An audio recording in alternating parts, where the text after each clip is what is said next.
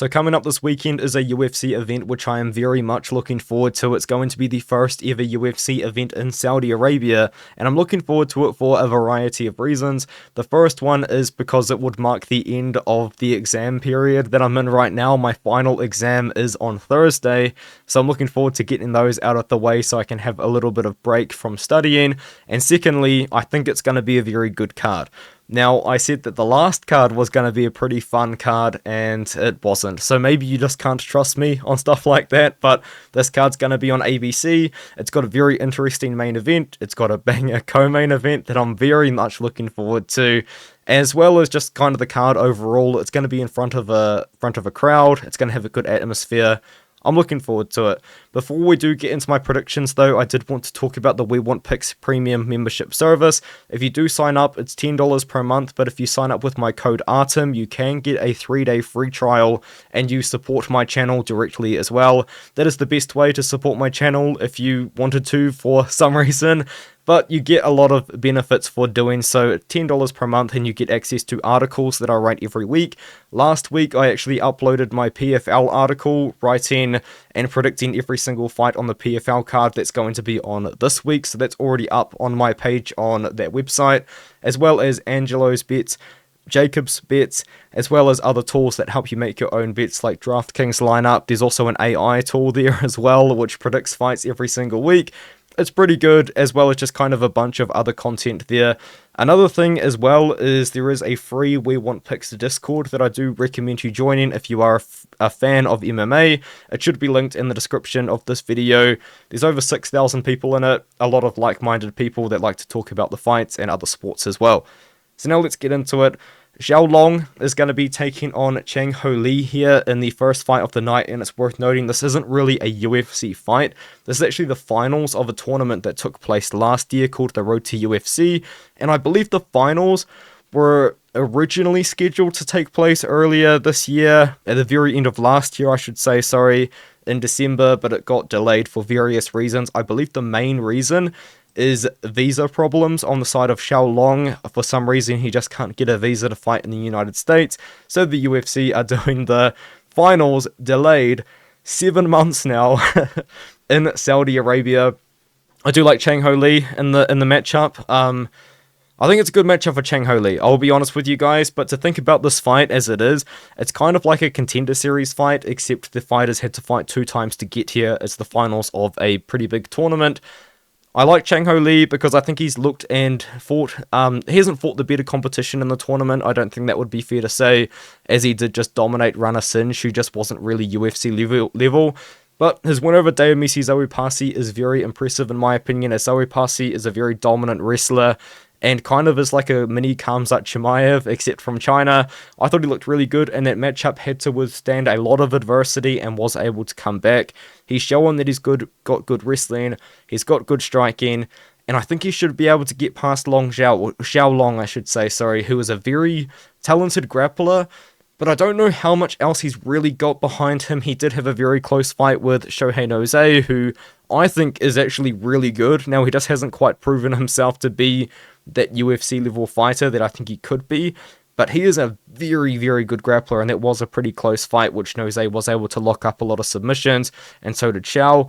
And then against Shuya Kamakubo, who's a former One Championship fighter, and this is why I think that he probably did fight the better competition on the show, because Shuya Kamakubo is very good, but man, he just spams takedowns over and over and over again, and that's kind of all he had, and Long Xiao was able to defend those takedowns and ultimately win the fight kind of with his striking. Kamakubo was just kind of a barrel, moving forward, throwing strikes, shooting takedowns, but yeah, just ultimately it was a win for Xiao there.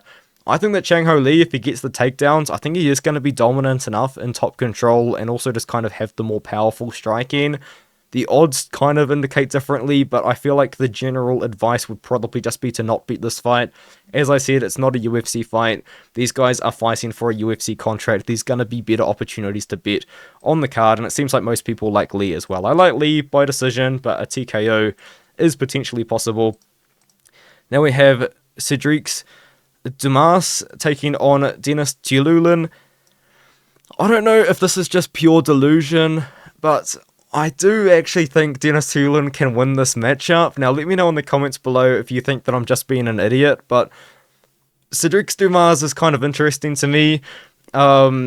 He fought against Nasrat and Ribeiro and kind of got eye poke TKO'd, and I did actually just rewatch that fight before recording this video, and the referee was a bit hopeless, to be fair, in that one there, and Ribeiro definitely did get a TKO potentially due to the eye poke, but who really knows at the end of the day how that fight could have ended up. But then he took on before that Abu Azaitar and won a decision, which I don't think he looked amazing in, and he beat Cody Brundage. Now, the problem that I kind of do have in picking Tiuliulin in this matchup, because I am thinking I'm still going to side with him, is the fact that Dumas has actually shown much better wrestling than I thought that he had. You know, he did come in on the Contender Series, won by upset against a former Glory kickboxer in Matej Pinhas by guillotine, but I didn't think that he had very good wrestling, and he looked really bad against Josh Fremd, and then beat Brundage by out-wrestling him and controlling him because Brundage was pulling guillotine.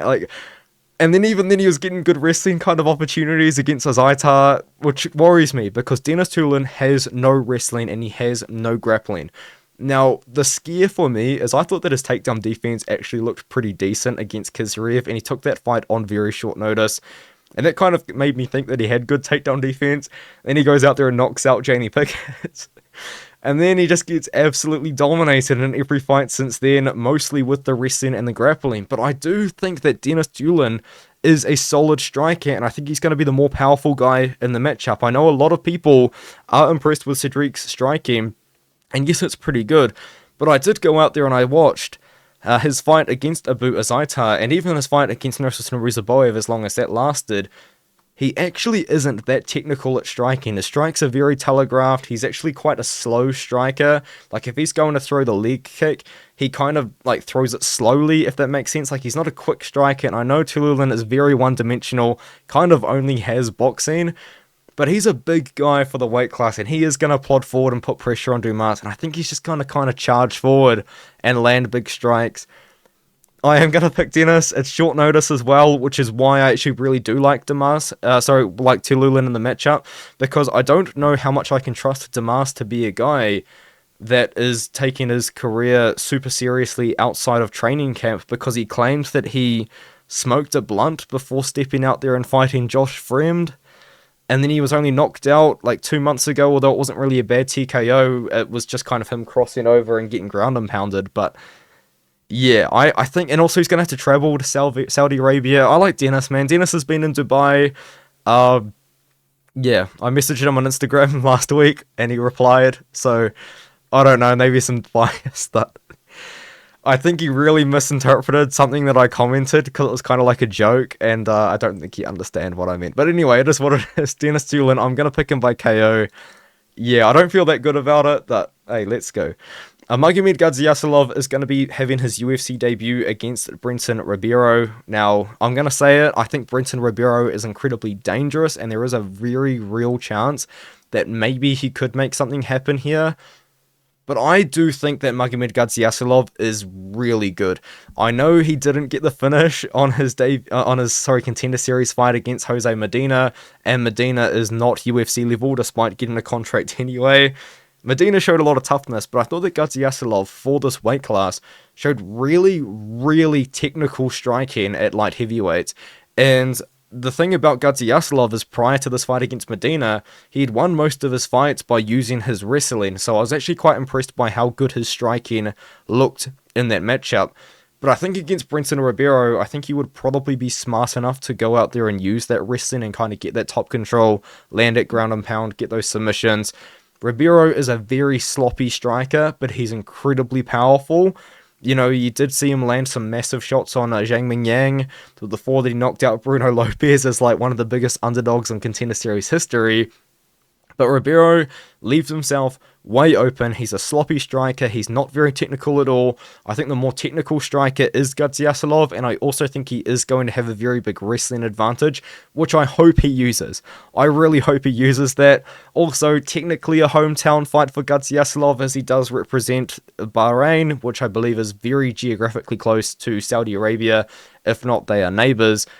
yeah, I like Gadzhiyasulov. I think that he should be able to go out there, get the takedowns on Ribeiro, and probably find a finish at some point. I know that he didn't look amazing in the danger of Medina. I was incredibly impressed by how good he looked kind of as a prospect in this weight class, though. He showed really good technique. I think that he's going to go pretty far. I like Gadzhiyasulov by finish, mostly by a finish on the ground, so that could be a TKO due to ground and pound, but it also could be a submission as well.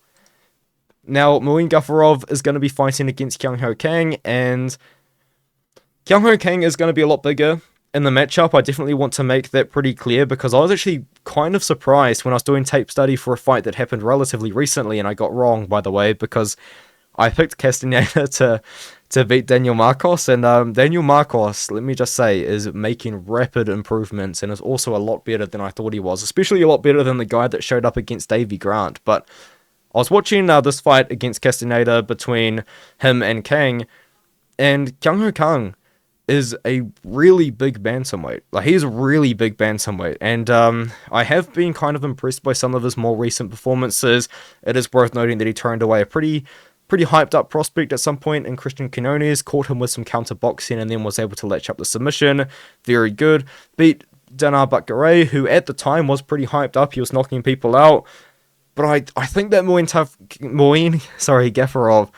is better than what we've seen in the UFC. You know, he took his debut on short notice against John Castaneda, so they share that opponent. But then after that, he fought against Said Nurmagomedov and didn't really have the best performance. In fact, I'm actually pretty confident he got submitted in the first round.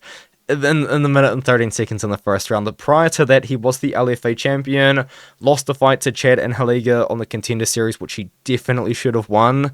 The more I watch that fight, the more I disagree with the decision, but it is what it is. He beat a couple good guys in the LFA since then, and here he is. I do think he's a lot better than we have seen in the UFC so far. He's a decent striker, but I think he kind of is the better at wrestling, which we haven't seen too much of. You know, he did kind of gas out against Castaneda, didn't really kind of dog it out a way that he probably should have, because Castaneda is a guy that is going to fight. You know, he's not like a guy that's going to give up on himself. Yeah, Kang's a really good counter striker, very big for the weight class, but he's getting older. I think that Gafurov is going to be the one pressuring forward, moving forward, working the body, kicking the legs of Kang because he's got very long legs, and getting the takedowns. I think that Gafurov should be able to get it done here with the wrestling. It looks like most people don't agree with that one, even though Gafurov is the favourite. Also, somewhat of a hometown fight for Gafurov. I think out of the two, he's probably going to be the one getting cheered. And then we have Rinat Fakhretdinov fighting against Nicolas Dalby, and Rinat Fakhretdinov got tested a lot more than we thought that he was going to against Aliskerov, and unfortunately for him, that win doesn't actually look as... Sorry, not that win, that draw doesn't look as good as it did when Zaleski just lost to Randy Brown, you know, so... Yeah, not really the best performance for Fakhretdinov, but he was getting the takedowns, and he got really badly hurt in the third round, and honestly could have been finished if Zaleski just kind of made some smarter decisions by attacking the body instead of the head after he got that body knocked down. But before that, absolutely dominated. Kevin Lee actually got him down with strikes and then the guillotine. And then before that, dominated Brian Battle. I think he controlled him for 12 out of 15 minutes in that fight, which is nuts. So we know what Fakhretdinov wants to do. We know that he's going to want to control. He wants to wrestle. And he's fighting a guy that's been beating prospects. You know, Dalby just beat Gabriel Bonfim. He just beat Muslim Salikov, who isn't really a prospect, but was still a kind of a borderline top 15 guy. Beat Wally Alves by split decision, by the way, in Brazil, but still, like, come on, like, what's going on? But Dalby, yeah, he kind of just beat Bonfim. Like, Bonfim kind of just gave up in that fight, to be fair. Bonfim wasn't finding the success that he probably wanted to have. And then Dalby just kind of finished him off. It was a weird performance for Bonfim, and it wasn't a good look at all. But Dalby's a tough guy. I do think that Fakhretdinov's going to be able to take him down, though. And I think that Dalby is going to be the better technical striker, but Rinat is still just such a dangerous guy on the feet. I think he isn't really going to give that much problems to Dalby in the striking, but I think he's still going to give that wrestling danger that might put Dalby off his game, so maybe Rinat could land a couple of big strikes. But yeah, I think we're going to see Rinat go out there, get the takedowns, get the control time, maybe not look super dominant like he did against Battle, but I think we're still going to see him potentially find a finish or win a decision with a lot of ground and pound and a lot of control time. So like Rinat here, I'm going to pick him to win. He looks a lot more human than he did, but I still like Rinat to go out there and get it done in this matchup. And now Nasrat Haqparast fights Jared Gordon. I think this is actually a really hard fight to predict, to be honest with you, even though Nasrat is a very significant favourite. Because I think that Jared Gordon has actually found a lot of success in his career, because at some point it wasn't really looking amazing. He was losing a bunch of fights to guys that he wasn't losing fights. What am I on about? He wasn't looking that good against a lot of fighters. You know, the split decision against Chavez, and then decisions over guys that aren't in the UFC anymore. A close fight with Leonardo Santos, who was 43 or maybe 44 years old at the time. Goes out there and should have beaten Paddy, in my opinion. I thought he won the decision. I think a lot of people do think that he won that decision. And then Bobby Green kind of like headbutts him because Gordon was finding success in that matchup and ends the fight. And then after getting knocked out by the headbutt, he comes back and knocks out Magomedov only a few months after getting slept by Bobby Green's headbutt. So very interesting kind of turn of events for Gordon, but I do think Nasrat should be able to go out there and get it done here. Nasrat has actually been having some exciting fights recently in his career. Knocked out Jamie Malaki. Before that, went to war against Landon Quinones in Perth, was it? No, it was in Sydney, because I was literally there. It was in Sydney. In Sydney, Australia, went to war with Landon Quinones. That was probably one of the better fights. It was the best fight in the prelims, I think, for that card. And before that, beat McDessie. Very close fight. The winner of Malaki's call. Malaki has been getting chinned by everybody recently. Nasrat Haqparast is a boxer for the most part. He can wrestle, but he doesn't really. And I feel like if anyone is going to try and grapple in this match, it probably would be Jared Gordon, which is why I do think he could be a very live underdog. We have seen Nasrat go out there and struggle with people that have been trying to take him down in the past. I think that the Dan Hooker matchup isn't a good example of this, but it kind of is a good example of what Nasrat wants to do, because he fought against Dan Hooker on that very short notice card. I think they both took it on short notice, and Nasrat publicly said that he thought that Dan Hooker was going to stand and bang with him, but Dan Hooker was mixing and wrestling and was getting the takedowns. Maybe Jared Gordon can go out there and do that. That's kind of what he did against Paddy Pimblett in that third round. Did the boxing and then got the takedowns, but I think that Nasrat Haqparast here probably has the home crowd as well in Saudi Arabia. I do think that he represents Afghanistan, which I think is, once again, geographically pretty close to Saudi Arabia. I think Nasrat gets it done. I think he's going to land more strikes, more boxing. I'm not very confident in this pick, though, at all, if you haven't picked that up. I think Gordon's good. Gordon has impressed me, because I didn't think he was that good. And now I realize that he is actually very good. Yeah, I think Nasrat, though, he's got that momentum. You know, he did lose to some very good guys. He lost to Hooker, as I said, and then he lost to Bobby Green, and a loss that hasn't aged that badly. But it is worth noting, though, in that matchup, Bobby Green absolutely tuned him up for the entire fight. So, yeah, I don't think Jared Gordon's capable of doing that, as Gordon isn't as good of a boxer as Green is, but definitely something to kind of keep in mind, I feel. And now Shara Magomedov is going to be fighting against Joilton Lutterbach. This is a short notice matchup. It is worth kind of noting. And Joilton Lutterbach, I'm interested to know what a country he's going to represent, because he was representing Brazil, I believe, at the very start of his career. And then he started representing Germany when he signed to the PFL and married his wife, who I believe is German. And I believe he lives in Germany now, if I'm not fully mistaken. But Lutterbach's a very interesting guy, and I could probably talk about him and his career for a very long time, but I'll try and avoid doing that. Shara Magomedov is a guy that the UFC wants to win. And although I am going to pick him to win, there is a very real chance that Joilton Lutterbach could go out there and get the massive upset. Now, there are quite a few things that do concern me about the matchup. It is short notice, but I believe Lutterbach has had multiple weeks to prepare for this fight, so it's not going to be too short notice for him. And it is going to be striker versus striker for the most part, except the fact that Joilton Lutterbach is actually a very talented striker. He's been competing in karate combat recently, and I believe it was only last year in 2023 he even competed on Glory Kickboxing, which is the highest level of kickboxing you can kind of go, and has had a lot of success doing that with Muay Thai as well. He did fight in the PFL 2021 season and lost a couple of decisions, which I do want to bring up, especially the Clay Collard fight. That was at 155 though, in 2021, and I believe he was fighting at 165 and kind of all of these other weird weight classes recently kind of in his career. His last fight was booked in MMA to be at welterweight, 165 pounds. Welterweight, that is, 175, 165. So he's kind of been bouncing around weight classes, but he hasn't really been bouncing at 185 pounds. But I did want to bring up these MMA fights that he had in the PFL, especially this Clay Collard fight. Now, in this matchup, he missed weight by a lot. He weighed in at 159 pounds, and he did look like the much, much bigger fighter. But what was so interesting to me about this fight was the fact that Lutterbach was going out there and was shooting for takedowns against Clay Collard and was getting them without too much problems, really. Now, he did get hurt to the body quite significantly in this matchup, and he did kind of lose the fight on damage, and I think kind of he lost the fight by having a really bad poker face when he was getting hurt. But in this matchup, he was shooting for takedowns, and I was very interested to kind of look at his career against the guys that he had beaten by submission, because if you do just kind of look at numbers on a page, you see he's a very dangerous guy, and you see that he's got 13 wins by submission, and I wanted to go out there and I wanted to watch those wins that he had by submission to see, were they submissions that he got from a knockdown because he's a glory kickboxer, he's a world-class kickboxer, or was he shooting for takedowns in those matchups? And I come to a very interesting conclusion.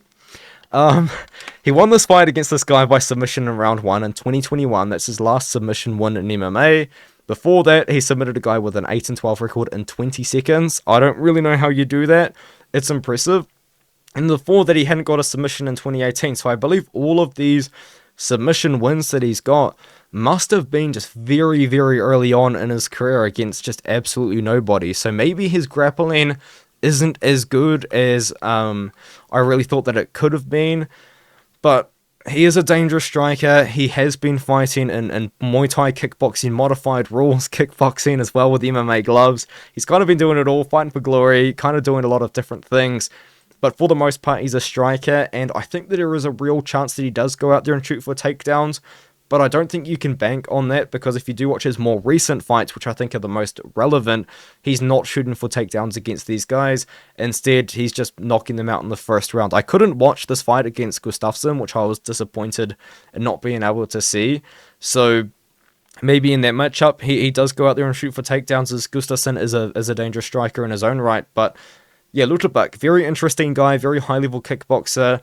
And now to go back to Shara Magomedov, he's a very high-level kickboxer in his own right. He was very hyped up at some point. I believe at one point he had like a 17-0 MMA record. But it turns out these matchups for Nasrat are not MMA matchups, because they're modified due to having less wrestling and less grappling. So they're pretty much just kickboxing fights with a little bit of grappling, if that makes any sense. Hadn't really beaten the best guys. I mean, very mixed competition. This Xiao Vias guy is a former bantamweight. Yeah, yeah, so that's why you need him, because he was like 5'4" or something like that. But he goes out there against Bruno Silva, didn't look amazing, but also looked really good simultaneously, if that makes sense, because Silva is a very good kickboxer who is known to have absolutely no ground game whatsoever, and Silva was shooting takedowns on him and actually shot for 7 takedowns against Magomedov, and he got 3 of them. So he didn't show good takedown defense. I know defending the majority of takedowns probably is a good look, but it's a good look when you're fighting someone that's going to wrestle you, and not Bruno Silva, who's not known for grappling whatsoever. So definitely is concern if Lutterbach does go out there and shoot for takedowns. I don't think you can bank on that, and I also think that Magomedov is going to be the much bigger guy in the fight as well. He did not look small for 185 against Bruno Silva, which is something that I thought I remembered seeing him being significantly smaller than Silva and thinking that he was a small middleweight. I don't think he's a small middleweight. He's not a big middleweight, but he's not a small middleweight at all. I think he is going to be a lot bigger than Lutterbach, going to be a lot more powerful. He's still dangerous, he's still explosive, got that glory kick, well, not glory kickboxing, but very high level striking. I think Magomedov does win, but I feel like I have built a pretty decent case for Lutterbach as well. Yeah, I'm going to pick Magomedov in the matchup, but there's reason to believe that Lutterbach could win this matchup if you do go out there and watch a lot of tape. But the problem is that grappling tape that I was trying to find doesn't exist. Johnny Walker versus Volkan Oezdemir. I've backed Volkan Oezdemir a lot recently, and it hasn't let me down too much, and I don't know if it's a really good or really bad idea me backing him again, because I did pick him to beat Guskov, when I really considered picking Guskov as well, by the way, because Guskov, if you guys don't know, that was actually his debut on short notice, and he was looking really good, but he did fade under a lot of pressure in one of his matchups, and then that's why I did end up picking Oezdemir. But I also picked Oezdemir against Paul Craig. That was a weird one, where some people seem to think that Paul Craig won the fight, because Michael Bisping's commentary is probably some of the most biased commentary you could ever hear. His fight against Krylov was amazing, and I do miss Krylov. I hope that he comes back at some point, but he's out injured at the moment because he just had a surgery. I know a lot of people are saying, I'm concerned about where Krylov is. Krylov had surgery. He's injured. It's all good. But yeah, Johnny Walker is interesting because he lost to Ankalaev, got knocked out by Ankalaev. Before that, wasn't looking bad against Ankalaev, and before that, was having a good run, even beat Anthony Smith in that fight where Anthony Smith told him that he was attacking his family. Knocked out Paul Craig himself, which was a really impressive performance at the time. Ion Kutalaba just kind of is what it is. I'm going to pick Oezdemir. I'm going to pick Oezdemir. He is really good. The thing about Oezdemir, though, is I feel like he's forgotten a lot. If you guys didn't even know, Oezdemir has actually fought for the title at 205 pounds when he fought against none other than Daniel Cormier, because he come into the UFC and he won his first fight against OSP, which was a good win at the time, and then he knocked out Jinny Manawer and Misha Serkinov in a combined 50 seconds, which is crazy. But then he got dominated by Cormier, and it kind of went all downhill from there. On the feet, though, I still believe Oezdemir is a very dangerous guy. That wrestling and that grappling is still improving later on into his career. I think Walker probably wants to wrestle and grapple Oezdemir in this one, but I think that Oezdemir's pressure is going to be too much, and at the end of the day, Johnny Walker, everyone seems to have forgotten he was called chinny at some point, and he is chinny. He can get knocked out, and I am going to think that Oezdemir does go out there, puts the pressure on Walker, and knocks him out, but it's going to be a tough task because Walker does use his size incredibly well. He's 6'6" with an 82-inch reach, so he's a massive guy out there, and he's incredibly athletic for that build as well. You know, like he throws jumping knees, he can throw spinning kicks, he just moves really, really well for a light heavyweight. But I think kind of the more sort of old school traditional kickboxing of Oezdemir, moving forward, landing the big shots while pressuring forward is going to work out. I think that we're going to see Oezdemir get a knockout over Johnny Walker in this fight. Now, Muhammad Naimov is fighting Melsik Baghdasaryan, and this is another fight which I don't feel good about it. I really don't feel good about it, but I don't want to pick Naimov in this fight. You know, that's kind of what it is. It's definitely not a Naimov fade in any way, but it's kind of like I think there's a real chance Baghdasaryan just beats him, to be honest. I don't think Naimov has looked as good in his career as his record has suggested so far, because you look at his fight against Malaki, a very impressive performance, I do say, upper weight class on short notice, knocks out Malaki, but Malaki's getting knocked out by gusts of wind at the moment, so yeah, sad to see. But then he beats Wood because he was cheating a lot, and he beats Eric Silva because Eric Silva got injured, and that was a massive step down in competition, just a really weird matchup. Baghdasaryan's a really good striker, you know, like a really, really good striker, and I would say he's better than Naimov, and if you guys didn't know, Naimov, I believe, is actually a Taekwondo world champion, so that kind of tells you how good I think Baghdasaryan's striking is. The problem is with Melsik Baghdasaryan is he does have good takedown defense, but it's not incredible takedown defense, and will it be good enough to kind of deal with Naimov, who isn't a wrestler, but can wrestle and will wrestle if he needs to? I'm not too sure, because that's the thing. Naimov is going to mix in his incredible world-class Taekwondo striking with the wrestling. He's going to just kind of be going up against a pure kickboxer in Baghdasaryan, who his loss against Josh Kulibel has aged incredibly poorly, as Kulibel just lost to the debut in Denis Silva. Yeah, but then he beat Tucker Lutz, but I don't even know. It's not even that good of a win, you know? I don't even know if Tucker Lutz is still in the UFC.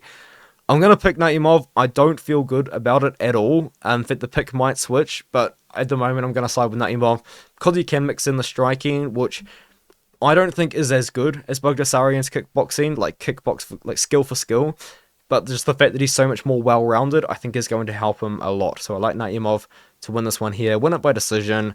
Also, he's willing to cheat if he has to, so you know, you can kind of rely on that if things are not going too well.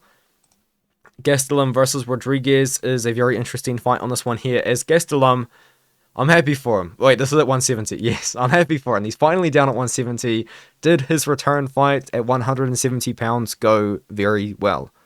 No. He got smoked by Sean Brady. And, yeah, guess who picked Gastelum to beat Sean Brady? This guy. Yeah, do I think he can beat Daniel? Minus 240 is crazy. I know Rodriguez has lost a couple of fights and he's been out injured for a very long time, but Rodriguez ain't that bad. You know, he's looking good against Magny until he got submitted, but that is Neil Magny, and Magny's okay. Like, he's not amazing, but he's okay. He's a good test for a lot of guys. Lost to Ian Gary in a fight which he just got knocked out in the first round. Yeah, but can you trust Gastelum? Can you trust Gastelum? I don't think you can. But he's minus 240. Why did the odds makers done this? Gastelum might not even make weight, you know, because that's the thing about Gastelum. He's not even a big welterweight. He just loves food. Like, he loves food, you know, and I can't really say much because I'm the big boy as well, but I don't know. I was actually going to pick Daniel Rodriguez, but the Tapology odds just flashed me, and I'm like, oh my god. I'm going to side with D-Rod for now, honestly, but I think that my pick could change, and my final picks always go on Instagram, and also I'll be on the We Want Picks Discord, so if it changes, I'll let you guys know then. I'm going to side with D-Rod here. I can't trust Gastelum. He looked really bad against Brady, and my reason for picking him to beat Sean Brady was because I think Sean Brady's striking is not very good at all. This is a guy that got TKO'd by Bilal Muhammad, of all people. And Brady was also getting pieced up by Michael Chiesa, who I think is probably the worst striker in welterweight history, potentially. So I just kind of thought that Gastelum would be able to defend the takedowns and box him up, and that didn't happen. He just got absolutely smoked by Brady. And before that, he was coming off a win over Chris Curtis, but somewhat controversial, but also somewhat not. I just don't even know what Gastelum's up to these days. He takes a lot of fights on short notice. It's really cool looks, but he's not winning.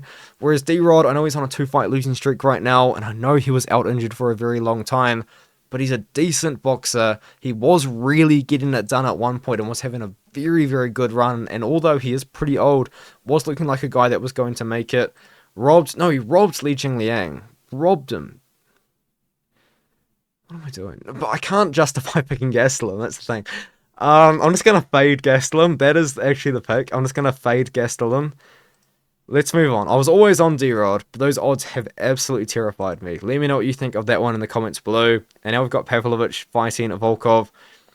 I think that Pavlovich wins against Volkov. It's a weird fight though, and this could be a very, very weird fight to watch.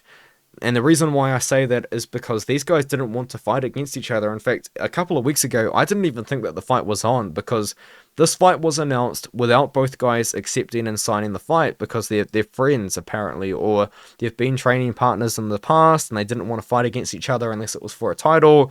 But then the UFC announced that the fight was happening, and to my knowledge, the fight wasn't signed. I don't think either guy had actually signed the contract. It wasn't like a one-person signed thing.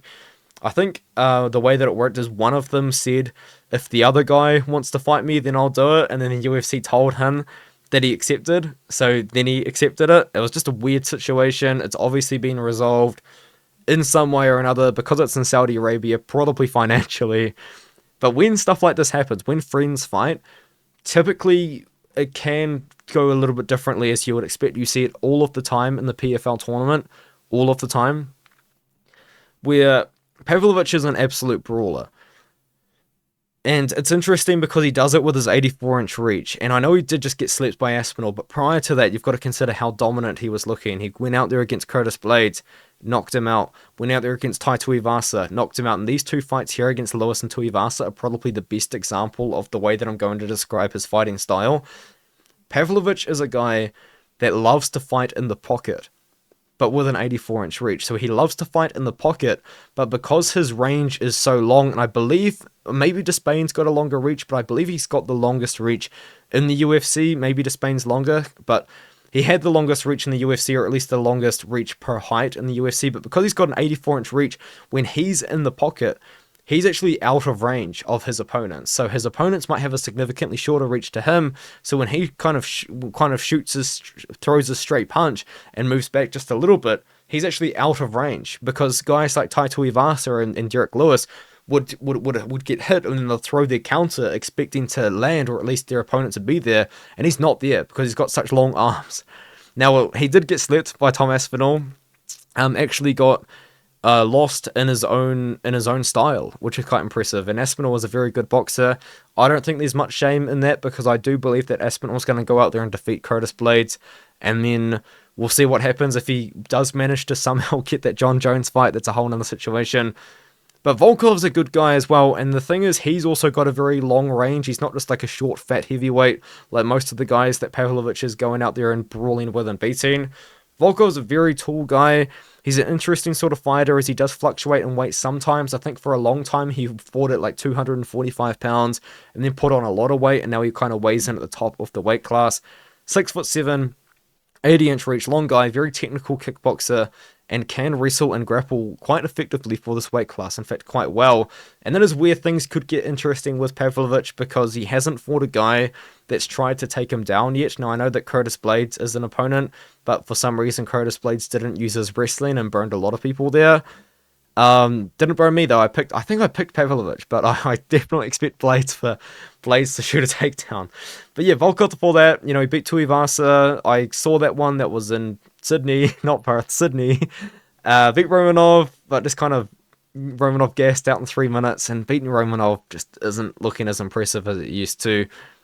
I like Pavlovich though. I think he's just kind of going to go forward and brawl and land the knockout, but as I said, when friends do fight against each other, things can change a little bit, even though, yeah, so maybe Pavlovich is going to be like a bit more hesitant to go out there and throw like 125% power on Volkov because he's his mate, but at the end of the day, I think that the more logical pick is Pavlovich by KO. I'm interested to see if people disagree and if they like Volkov, but I think the general consensus probably is going to be that Pavlovich knockout. Now the main event, short notice, Aliskerov accepted this fight, I believe just a few days ago, and yeah, interesting. As I kind of said in my announcement video, talking about it, just reacting to the news, Nasrat Imavov was the front runner for the replacement against Chimaev, and then allegedly Sean Strickland was called and turned it down. Allegedly, Kamaru Usman was called and accepted the fight, but it didn't end up happening, so I don't really know what happened there. But that was just what Ali said, so maybe it didn't happen, who knows. But Ikram Aliskerov has been pulled out of his fight against Antonio Tricoli, who was meant to fight last week and the weekend of me recording this video, and is now going to be fighting against Robert Whittaker after only going 2-0 in the UFC, I believe, aside from this win from Mario Souza.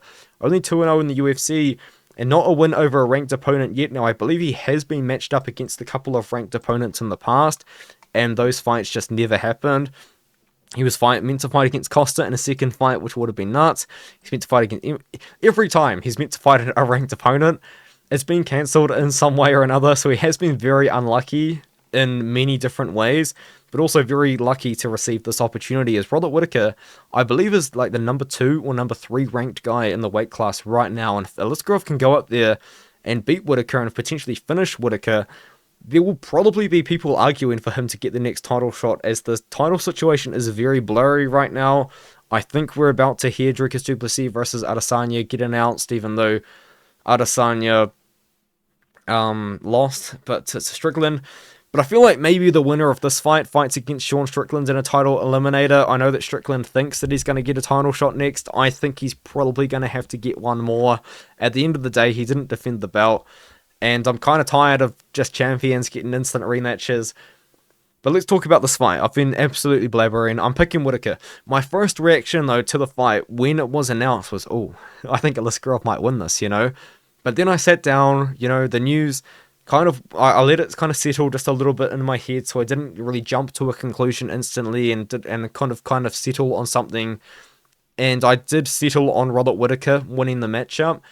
Aliskerov is very dangerous, and the thing that has impressed me so much about Aliskerov is actually the striking that he has displayed in the UFC so far. Got a flying knee win over Wally Alves. A flying knee at 185 pounds when you are a wrestler is very impressive. The knockout over Phil Hawes is very impressive because Phil Hawes is a very talented wrestler, but it's not that impressive because Phil Hawes is once again getting knocked out by gusts of wind these days, which is sad to see.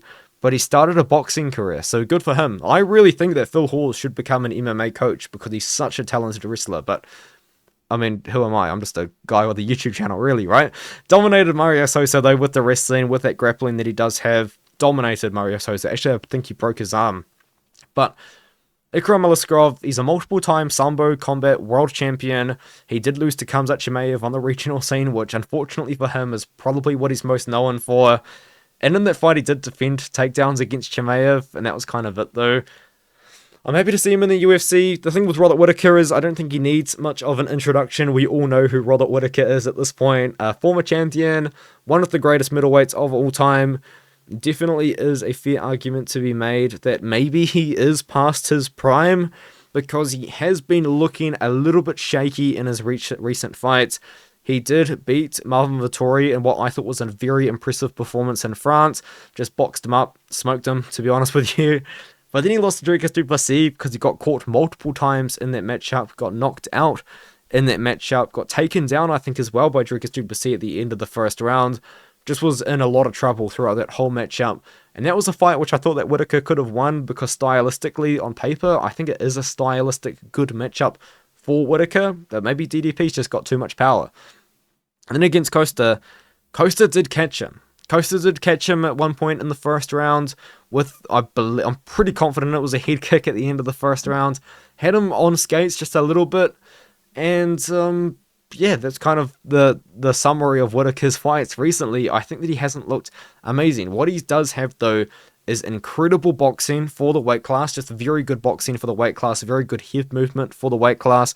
Very good takedown defense and decent offensive wrestling as well. We saw him employ a lot of offensive wrestling in this rematch against Israel Adesanya after he got knocked out in the first fight by trying to strike with Adesanya. And that was a fight which Adesanya had him in a lot of trouble the whole fight, really, from the first round. Dropped him at the end of the first round and then knocked him out in the second round of that fight. And then he won again against Gastelum, short notice. And I think he also fought someone else on short notice, got the rematch against Adesanya, and used a lot of wrestling there. But in the matchup, man, I've just been absolutely yapping for this main event. Sorry. I'm tired, guys. Two more exams to go. Aliskerov is a very talented wrestler. Very, very talented wrestler. A lot of power on the feet that he showcased, but the reason why I can't pick him is he's just not proven enough to me at the moment, and every time I've faded a fighter, because even though I think they're very talented, but they haven't proven enough to me, I usually end up looking like an idiot because I did pick Charles Oliveira to beat Islam Makhachev because Makhachev was coming off a title shot over short notice Dan Hooker and Bobby Green, and Charles Oliveira had beaten Dustin Poirier and Justin Gaethje recently, so I kind of thought those two wins were a lot better. Looks dumb in that one. Just last weekend, I picked Alex Perez to beat Tatsuro Taira because I thought he looked really good against... How shit is Muhammad Mokaev?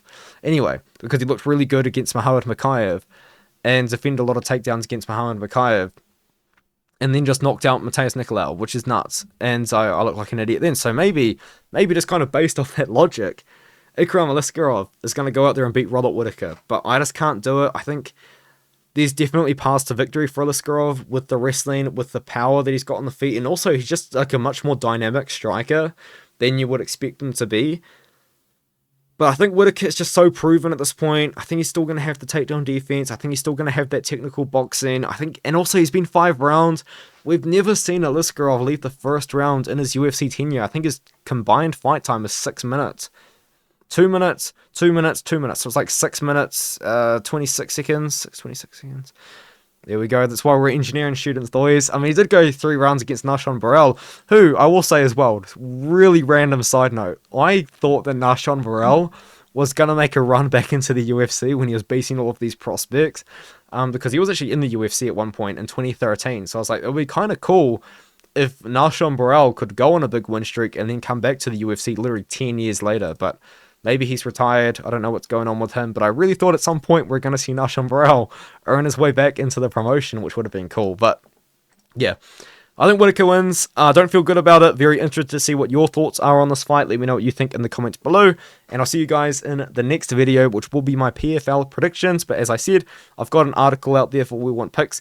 And then after that, I have promised a couple of videos over my holidays, talking about just other different things when I've got a little bit more free time to make YouTube content. Thank you guys so much for watching my channel. Although I've been very inconsistent and inactive on the channel, my channel is still growing a lot, which I'm very appreciative of. But as I have kind of said before, I have taken a little bit of a break, a step back from YouTube over the last few weeks, just because I do have my exams right now. And to be honest with you, right now my number one priority is passing these exams. So I appreciate all of the patience, and I'll see you guys in the next video.